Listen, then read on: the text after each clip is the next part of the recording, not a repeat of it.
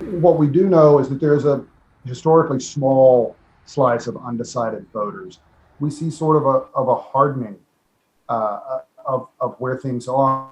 Former Vice President Biden in an apparent clear lead. So it's very late for President Trump to try to change the trajectory of the race. We don't see a lot of new arguments coming from him, and we see an electorate that seems baked in and seems to be looking at this as the incumbent-driven race that it is. He owns the state of the nation, which is in the midst of a pandemic that is not going away.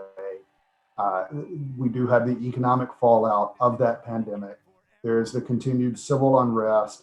There are all of these things cascading on an incumbent who is much more naturally attuned as a politician to running as an outsider, not having to own the status quo. And that's when we talk about these undecided voters, particularly those deciding whether to sit out or cast a ballot.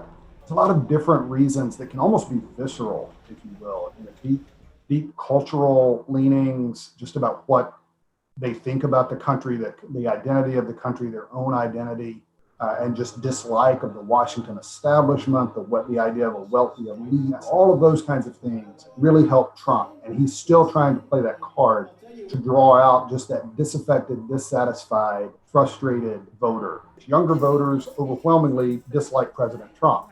Will they come vote for Joe Biden, a 77-year-old white male part of the establishment? Will the far left flank these voters that voted for Jill Stein, the Green Party nominee 4 years ago, will they actually vote for Biden? So I think when we talk about undecideds, those kinds of groups, I think, are more important to determining these coin flip states, these closer states, than this idea of several million voters out there choosing between Trump and Biden.